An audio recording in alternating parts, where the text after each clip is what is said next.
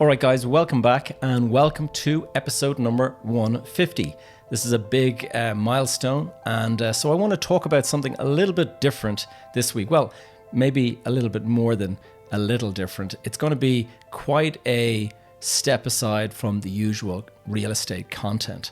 And so I'd like you to stay listening, though, because I think it could be helpful. What I want to talk about this week are the various systems. I'm going to be diving into some of the systems that I work with and that I have kind of developed over the last couple of years that help me optimize my productivity, maximize my discipline, and overall kind of create a general health and well-being that sort of stands to me. And I don't know whether this is going to be of interest to you. Obviously, you guys can switch off if this doesn't sound of interest. But the reason I want to talk about this is because, like, what is it all about? Why do you come here to listen to this show? I presume it is to learn about property investment and real estate sector. And what is the purpose of that? Well, you want to learn how to become a better investor, and you want to learn how to create wealth, and you want to learn how to, let's say, live life on your own terms. Nobody wants to die the richest person in the graveyard. And so the idea, as far as I'm concerned, is I want to create freedom. It's not just to create money, it's to create freedom. And I'm not talking about simply financial freedom. I'm talking about freedom of time, and I'm talking about freedom of purpose.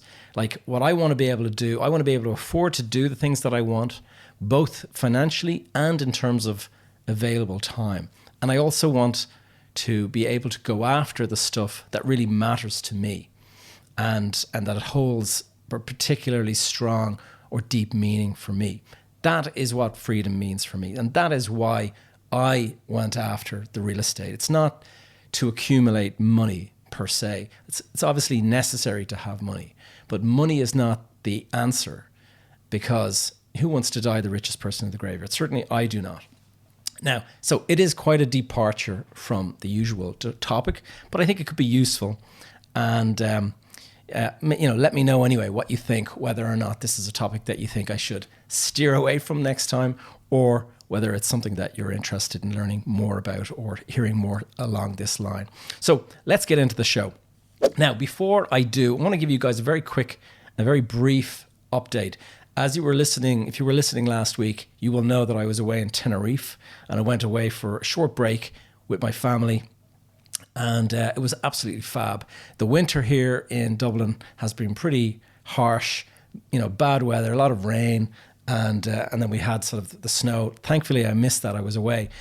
I was sitting by the pool with my kids in 27, 28 degrees. It was just absolutely fantastic. And some of the things I was reflecting when I was away, I was reflecting on a lot of this kind of stuff, and I was thinking, you know what? Normally I can be a bit kind of hard going on myself, and I can say, got to push, drive myself. But having enjoyed that week off, I feel so recharged and so full of energy that I'm going to now schedule, and I'm going to make non-negotiable, and that's a word you're going to hear maybe a little bit more in this episode, but I am going to start getting breaks away every 2 to 3 months, absolutely non-negotiable. And I'm going to schedule it in, because the benefits are so huge. When you come back, you've got all this additional creativity, you've got extra energy, vitality, all that kind of stuff. And I think it was Stephen Covey, the author, and he wrote the 7 Habits of Highly Successful People. And one of those habits was sharpen the saw. And that is, it's based on that old fable of the 2 guys cutting down a tree. And one of them is a big burly guy who's like just using all his effort. And the other guy is a small guy, and he spends half the time sharpening the blade on his saw. And then when he goes at it, he beats the guy that was the big burly guy that just kind of got to it. And so schedule breaks, make sure that you build that into your year, your plan for the year, because to me, it just changed my whole outlook, and it's made me far more productive. And that's what we're talking about today. Now, before I go any further, I want to give a quick shout out. I was shopping today with my wife and family. We were looking for furniture for the new house. And a chap came up to me and introduced himself as a listener of the podcast, Chris Bermingham. Chris and his wife, Kelly, they came over and said a few nice words about the podcast and stuff like that. And just really, really grateful for you coming over, Chris. So wanted to give you a very quick shout out and thanks for doing that. So the next thing I want to say is those of you who have been listening for a long time will have, back in episode 109, which is hard to believe is like nearly a year ago now, I interviewed a chap called Mark Bryant. And Mark, the episode was called From Terminal to Triathlon. And Mark went through his kind of epic battle with cancer, and he had a very, very bad diagnosis. He was actually so bad, the diagnosis was so bad that the life insurance company gave him his life insurance payment. They actually paid out because it was so unlikely that he was going to survive.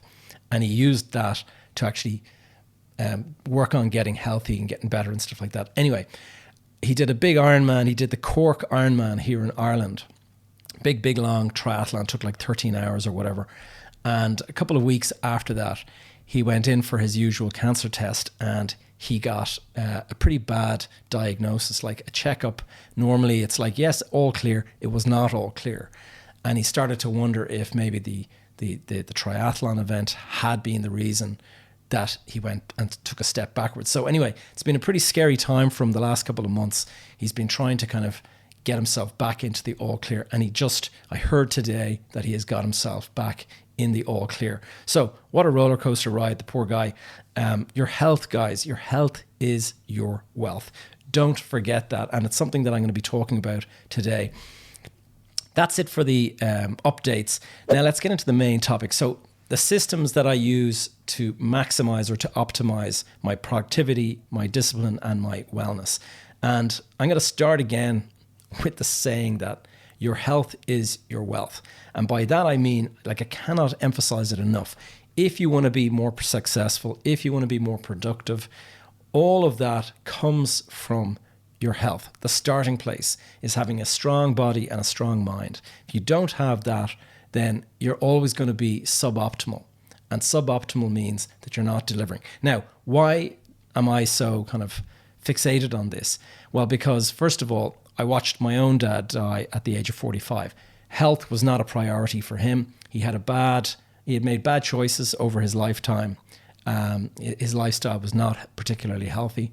And so at the age of 45, I was there with him when he checked out at Vincent's Hospital. Very, very sad. And so today I would consider myself pretty obsessed with my health and fitness. And it's because, for many reasons, but one of them is I have 5 kids and I know what it's like to lose a parent, and I would hate for that to happen to my kids.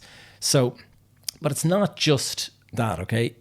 Fitness impacts everything, okay? So from a business perspective, if you're fit, you're sharper mentally. So you're making better decisions. You're also able to cope with stress better, and I find you're more creative.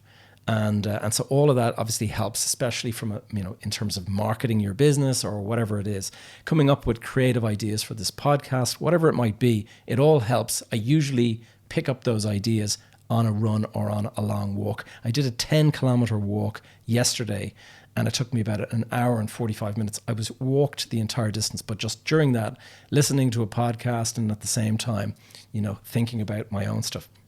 The next thing is family. Obviously, I have a young family. My youngest is 2 years of age, Dominic, and when he turns 21, I'm going to be turning 70. And I do not like how that sounds, okay? And for those of you, those young people listening in, this might not seem very sort of obvious, but I remember when my dad died at 45, I was 21, and I can remember thinking, well, dad is old at 45. That was my view, that dad is old, so it wasn't unusual that he was dead at 45. Now that I'm 50, I'm thinking, where did that go? That time just went by so quickly. And that is one of the things that I want to tell you all, is that if you're 25 today, you will be 50 in a very short space of time. It doesn't seem like it on a day-to-day basis, but when you look back, it's like a blink of an eye. And it's very, very hard to kind of come to terms with that. I have an 18-year-old daughter. I can remember the day she was born like it was yesterday. And so what is the point? My 2-year-old is, he's going to want to do football. He's going to do all of these things. And I don't want to be that 70-year-old dad who is kind of like going around on a walking stick or something like that. I want to be participating in, those football games that we play. I want to be participating. Maybe he wants to do triathlon. I'd like to be able to do that with him. And so now, admittedly, I probably take my health a lot more serious than the average person. But then again, I do have this different perspective given my dad died so young. One of the other reasons to be fit is because I want to live a long and fulfilling life. And I want to make an impact in the world. And in order for me to do that, you don't make an impact in a short space of time. This is the 150th episode. So I'm at this, this is my 4th year at it. But if you think about it from the point of view of just impact, like I haven't even scratched the surface yet. Maybe if you're listening for a while, I've had an impact on you. But for me to have the greatest impact, I need to stack the odds in my favor. And by that, I mean, I want to be around for as long as possible, functioning, like at the age that I am now. I want to continue functioning at this same kind of performance level 20 years from now. I don't want to be the guy that, I need to retire, I feel awful. As of 2022, the average lifespan of an Irish male is 82.6 years. And so that would mean that if I live to the average lifespan, I have about 32 years to go. Now, that does not sound particularly great to me, considering I can remember, like, my dad died almost 30 years ago now. And so, like, that is like yesterday in terms of my memory. And so the thought that 30 years from now, I could be on my deathbed, that scares the living Jesus out of me. And so what I want to do is stack the odds in my favor that I will live considerably longer than that. And it might sound crazy when I say, but I want to be in my hundreds, and I want to be healthy in my hundreds. Now, that's going to sound crazy, irrational and all that. But if you consider back in 1972, when I was born, the average age of an Irish male was 70 years of age. And in 1962, it was 68. And in 1952, it was 64. So every every decade or so, they're adding years. And so 30 years from now, maybe 95 will be the average age. Who knows? But I certainly want to be, as fit as possible for that duration. I don't want to be the guy that's kind of falling behind. Now, that's not supposed to be turning into a fitness podcast. But what I want to get, my point is that if you want to be around into your, getting older and stuff like that, you don't want to be one of these people that is, in a wheelchair or, because of old age and because your joints have failed or whatever, because of, if you don't use it, you'll lose it. And that's kind of, I think it was Jocko Willink say it, use it or lose it. So you got to stay fit. You got to watch your weight. You've got to watch what you eat. What you consume is obviously very, very important. And not just in terms of food you put in your mouth, but what you put into your brain in terms of the content you're watching and you're consuming online. Your mental cognition is important, okay? I don't want to be around and like for the fairies, with dementia or something like that. So stack the odds in my favor. And this is all part of the optimizing my productivity. By doing all of these things, it helps me to stay maximally productive. And the main point is that at the end of the day, let's say you hit it big and you follow some of the suggestions and the strategies that I've suggested on this podcast, and you make it big and you've got millions. Like, who wants to have all these millions and then you're not able to enjoy it because you have poor health when you're older? That would be pretty bad. And so the idea for me is to have it all, to have the success, but also the health to enjoy that success, rather than being the guy who's highly successful but has the worst health and is in hospital all the time. Now, on the topic of longevity, and talking about living into your hundreds and stuff. If you think that sounds crazy, some of you who are following the internet might be aware of a guy called Bryan Johnson. Now, Bryan is a tech entrepreneur based in the US. And he's been very successful already. He's 47 now, but like 10 years ago, he sold his company for $800 million. So he's an incredibly wealthy man. And he's actually, if you're interested, he has done, a couple of years ago, he did an interview with Tim Ferriss. And he's kind of a techie, nerdy kind of a guy, but interesting. One of the reasons why he has come back into my kind of radar lately is that he has started a thing called Blueprint. And what it is it's its own personal longevity project is the best way of describing it. And what he's doing is he's using all of his resources, his very substantial resources, and he's spending about $160,000 a month on reversing his aging. And it's actually working, which is fascinating to think. He is now 47, but he has managed in the last 7 or 8 months, he has managed to turn his biological age to 42. So he's shaved in the space of 7 years. He's eliminated 5 years of his aging. And so chronologically 47, but biologically all of the medical tests point to him only being 42. Now, obviously, 200 medical tests a year, like blood draws all the time. He's constantly being tested. And, you know, that's his kind of thing. I did say he's a techie kind of nerdy guy. And it's not for me. Obviously, I don't want to live like that, like a human guinea pig. But what's really interesting to me is what they call, escape velocity in aging.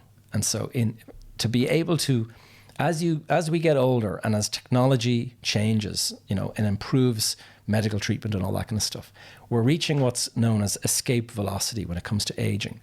And there is a point in the future when medical science will be able to postpone death for indefinitely. As long as you don't walk out in front of a bus or something like that, you should be able to live decades longer than normal. And this is what they're all kind of working towards. And there is some incredible technology and some medical advances going on out there. And I follow this kind of stuff, so that's why I'm aware of it. Now, as I mentioned, this is not really supposed to be turning into a health podcast. Really, the point that I'm making is that if you want to be super productive and if you want to use that productivity to get successful, then your mind and your body is the first place to start. If you don't have that under control, then you're suboptimal. Now, to get into my personal morning routine, I know I mentioned quite a few episodes back that I might do an episode on my morning routine. Well, here it is. I'm going to talk about what I do every day, or certainly try to do every day. Like, I'm not a robot, but I'm pretty consistent. And one of my personal values is consistency and discipline. And I try to maintain that. So day in, day out, I try to live by this. So what is it? 7 days a week, 5 a.m. wake up.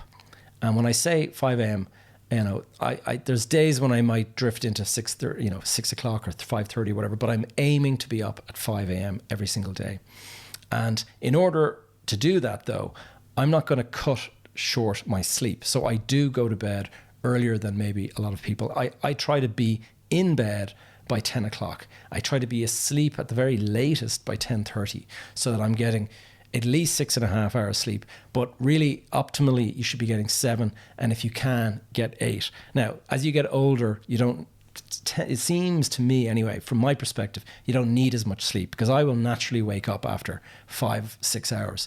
But when I was away in Tenerife and I didn't have work on me and all this, and we had very, very dark blinds in the room, I slept for 8.5 hours one day, and I can remember feeling incredible the next day and thinking to myself, yes, super important. Your sleep is part. And if anyone who is interested in, working out and going to the gym and all this kind of stuff, one of the most important things in terms of your fitness is your recovery and your rest. And having a good sleep is part of that system. You don't, doing all of this crazy amounts of lifting and exercise and all that, you don't get the benefits unless you're actually going to get the sleep as well. So it's a combination of the two. Things like going to bed with your phone and scrolling TikTok or whatever it is, that is not going to work, okay? You say you're in bed, but really you can go on for half an hour scrolling with TikTok. Also, eating. Don't eat before, like I try to stop eating at 6 p.m. The idea is that when I'm going to bed, I've got no digestion going on, because digestion is actually tiring you out, because your system needs to actually be working while you're sleeping. Also, well, I gave up alcohol years and years ago now at this stage, but alcohol it's going to impact your sleep. So if you are, a person who likes a couple of glasses of wine, and I used to be with that person, it is going to give you a poor night's sleep, or certainly you might feel like you fell asleep very quickly, but you didn't have a quality sleep. And that's where all the research points to. Now, good sleep allows you to wake up feeling refreshed in the morning. And so what does that make possible? It makes a really solid exercise session or workout or whatever possible. I have found in the past that I can get up and I can do incredibly hard workouts. I have an app on my phone called Freeletics, and Freeletics is this body weight thing where I do burpees and stuff. And if you've been listening long enough, you know that I've done like 1,000 burpees in one session and things like that. This to me is only possible when you get a good night's sleep. If I get up in the morning, I wear a thing called an Aura ring, and the Aura ring monitors your sleep patterns during the night. And so it's really, really interesting for me. I open up the phone and I can actually see the data. I can see how much REM sleep I got, how much deep sleep I got, and then it'll actually predict what's your readiness for exercise or for a workout that day. So it's really interesting. I'm into all that kind of data and stuff. Anyway, good sleep, you get up, you feel good, but it's more than just priming, okay? And so I'm going to get into some of the stuff that I do to prime my mind, okay? It's one thing doing all of the exercise and all that kind of stuff, but what you actually also want is to prime your mind. So how do I prime my body and mind in the morning time? Okay, I'll give you an idea of the protocol, we'll say. What I do every day, and I'm now 260 days into it. I haven't missed a single 10-minute meditation session in 262 days in a row, I think it is. So that's consistency for you. I use an app called Calm, and you put it on every single morning. There's a different meditation, and I put it on 10 minutes and then you're done. That's the first thing. I read a page of a book called The Daily Stoic. Now, it's a piece of Stoic wisdom or philosophy, but it's from people like Marcus Aurelius. Now, if you're not interested in this, you might glaze over at the moment, but this is the Emperor of Rome 2,000 years ago, and it was his personal diary that he kept. And every day you can read a piece of kind of wisdom from this guy who was ruling the world essentially 2,000 years ago. And it's just fascinating to kind of listen to his thoughts and stuff. So I read that on a daily basis. And it's only a small passage, like takes about 1.5 minutes to read, and then I'm done. I have a thing called a 5-minute journal. And I fill out the 5-minute journal. I have a version called the health or the fit version or whatever it's called. And it's focused on your health. So what am I going to do for my health today? It asks a couple of questions like that. And I just like to fill it out, how I'm feeling, what kind of a workout I'm going to do, and that kind of thing. I also have another journal that I write more sort of deeply in. And what I like to do is I have on my phone, I have a notes app, and on that I keep what I call my values and identity. And this is a list of things, my values that I try to live by. And the idea of that is just, we all want to live a certain way. Like we want to be successful, blah, blah, blah. But what does it mean to you to be successful? Like how do you want to show up every day? And if you get up in the morning tired and groggy and stuff like that, it's easy to just roll into the day and let it hit you. Whereas if you go in primed and ready and you're like saying, okay, yes, what do I stand for? I'm consistent, I'm disciplined, I'm highly organized, all that kind of stuff. If you get into that, then you start off on the right foot, and it means you'll be making decisions from the right place. And at least you're reminding yourself of who you are, or at least who you want to be. Now, there is the other thing is to remind yourself, like your goals and what is your plan for the week. I like to try to organize my plan for the week, and I like to just remind myself, okay, here is the priority.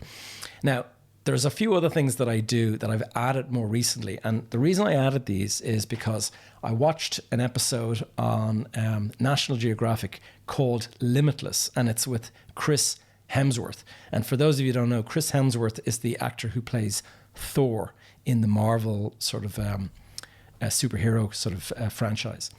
And he did a whole thing on longevity and how to increase your life and things like that. It's really interesting. So I've been implementing some of the things that he put in. And one of them is shocking the system with cold water. And so every day for months now, I've been having an ice cold shower in the morning. Some people will dip into the sea, and that's another way of doing it. Other people will have a cold plunge pool. That's another way of doing it. I go in, put the water to the absolute coldest, and I turn it on and I give it a moment or two so that it's really cold, and then I jump in. And I don't jump in to get it over with in 10 seconds. I jump in and I do everything that you would normally do, wash your hair, wash your body, whatever it is, all that stuff. And I take my time. Now, it is uncomfortable, but that is the purpose of doing it. You want to do things that are uncomfortable. And there's a thing called the flinch. I think I heard Matt Diavella, the YouTuber, talking about the flinch. And the flinch is where you go in and you're like, oh, I don't want to do this. And you're kind of like, will I put the water on my, on my hand first, and then I get a little bit more here. I don't do that. I just go straight in under the thing, and I try to do it without any hesitation at all, just zero flinch. The next thing is, and I've just been reading the book Wim Hof, the Wim Hof method, when I was away in Tenerife. And I'm implementing a thing called the breathing exercises. That is an interesting thing. It's where you do this kind of deep breathing. Funnily enough, it was also in the Chris Hemsworth show, Limitless. They talked about box breathing as a way to de-stress and stuff. There's another thing called grounding. Now, this is quite new. I've only just started doing this recently. But this is where you take off your shoes and your socks and you actually go out and stand in grass, mud, sand, whatever it is. You're touching the earth itself. And there's all sorts of technical reasons why it's supposed to be good for you. I try to approach these things with an open mind rather than becoming kind of like, oh, why the hell will I do that? That doesn't sound like. I just say, you know what? These guys that are influential and are kind of living their best life, they suggest that it's very, very good. So I'm going to try it. The next thing, and those of you who have watched Andrew Huberman, the Huberman Lab, it's called, on YouTube, he talks about early morning sunshine, and in particular the importance of vitamin D. Now, one of the problems we have here in Ireland, and anyone living in the kind of northern hemisphere, so England, parts of the US and stuff like that, we have got pretty crappy weather at this time of the year. And so when was the last time you saw direct sunlight? That is a problem. So I take vitamin D orally in the morning. I spray some stuff into my mouth. That's what you're doing, but it's far, far better to get direct sunlight early in the morning on your face, on your body, if you can. And so when I was away in Tenerife, I made sure I got the absolute most of that. And I was going out and I was taking off my shirt and I don't want to get sunburned, but I want to get sun on my body. Another thing that I try to do every single day, it's not easy because it takes quite a bit to do it, but I try to get 10,000 steps. And I have my Apple Watch here that records that. And yesterday I did the big long 10K walk. So I recorded 16,000 steps. It was longer than usual. And I also try to close the rings. There's kind of like these rings for the amount of activity you did.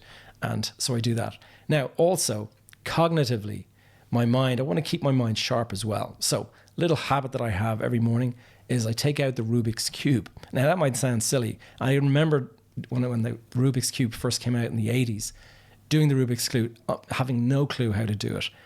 Today, I can solve it in like 2 minutes. And so I'll get my wife to mix it up, and I'll fix it in usually about 1.5 to 2 minutes. And so it's not, who cares, a Rubik's Cube, but actually it's mind muscle memory. And so I do it for that purpose. I also have on my phone, I have Sudoku. And those of you who, you'll be familiar with the Sudoku puzzles. It looks like a bit like a crossword puzzle, but with numbers on it. And so I try to do one of those puzzles every single day.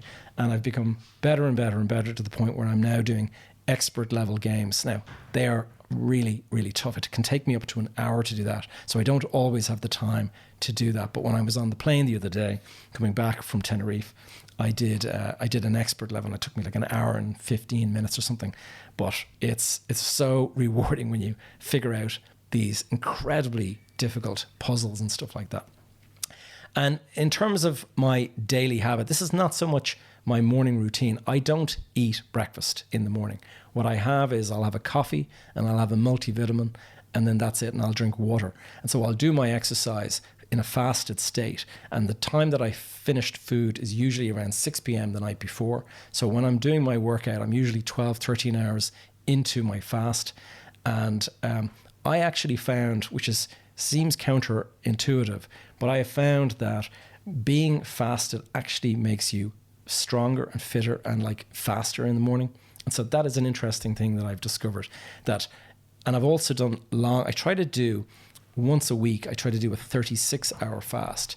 Now, if you've never done fasting, that's going to sound crazy, but it's actually not that difficult once you become familiar with it. I do every day 18 hours. I stop eating at 6 and I don't eat again until midday the next day. And that is 18 hours. Now, when you do break your fast and you start eating, make sure you're eating good, healthy food, because it's no point in doing the big fast and then stuffing your mouth with pizza or something like that. After all of this, after this regime that I've implemented over the last couple of years, I have to say every morning I feel like a machine. I feel so full of energy. I've got a great day ahead of me, basically, and the productivity is off the charts when I manage to fit in all of this stuff. And so it's especially when I get in a fasted state. What I've really found is that when I'm doing 36-hour fast, I feel like, you feel like you just have everything on the tip of your tongue. It's like you're super wired when you're in a 36-hour fast, and your brain becomes so fast because it's not processing any of your digestion system and all that. All your energy is in your brain. And so it's super interesting. It might sound particularly extreme if you're not used to doing this, but it's something that you can ease yourself into and just try it out and see. Maybe you'll find that it's improved. But I never suffer from the afternoon kind of lull where you're feeling kind of groggy and stuff after lunch. Usually I feel really, really sharp. Now, finally, planning your day. Obviously, you're going to get started on your day. Like all of that I've done, all the priming, that's before I lift a pen to do any work. And so what am I actually going to do when I start work? Well, it's important to have one priority for the day. And usually, like if you have a bigger project that has to be done, say that week or that month or whatever, then the one priority that day might be a component or a task that will help you achieve the bigger project. But have one priority. And I know I'm guilty of this as well, but I often have to-do lists, big, long to-do lists with all this stuff. And the reality is, if you have a big, long to-do list, you have no priority. And so what's really important is that you identify what is the one thing that if I achieved this makes everything else easier or unnecessary. And that is a line from Atomic Habits by James Clear. Now, the other thing that I try to do, and this is, it may not be the priority, but if you go down through your list of things that you need to do, you might find what I call the frog, okay? That is the unpleasant task that you've been putting off, that you're procrastinating on. Why? Because it's unpleasant, or because it's going to require a load of thinking, and it seems like a lot of work. That's when you say, okay, swallow the frog. That's the first task of the day, because if you can get that unpleasant, unnecessary, or not unnecessary, but it's an important task, but it's something that you're kind of avoiding. Get that onto your list and do that first, because as soon as that's done, the sense of relief is fantastic. What else? Do you have any major goal or purpose?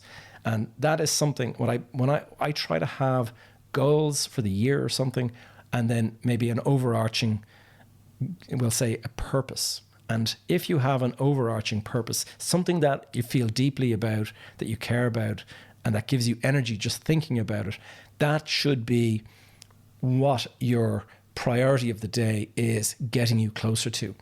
Do not start your day by opening your email. What you're doing there is you're opening your email and you're getting the agenda of everybody else, not your agenda. Your agenda, if you're planning on achieving some great thing at the end of the year or whatever, then your agenda should be something, maybe it's a small task or whatever, but that one thing that is a step in the direction of the bigger goal or the purpose. Anyway, guys, I could go on for hours about this. This is stuff that really, I'm kind of taking you behind the curtain and stuff that really kind of drives me. Let me know what you thought about this topic. Is it something that, resonates, or is it something that is of interest, or should I just go back to real estate talk and stop kind of going off the topic? I'm interested to know, because I've got other systems and things like that I could talk about if you're interested. Stuff about like finding your purpose, how to plan your year, all that. Let me know if that would be of interest. If not, if you prefer me to stick to the property investment stuff, let me know as well. I need your feedback to know what kind of episodes to put out. All right, guys, so if you found this episode useful, please give it a thumbs up. To my right now, I am going to show you a video that YouTube believes you would like to watch next. And I'm going to be back here same time next week. And if you haven't already, please, as usual, do hit subscribe. It really, really helps.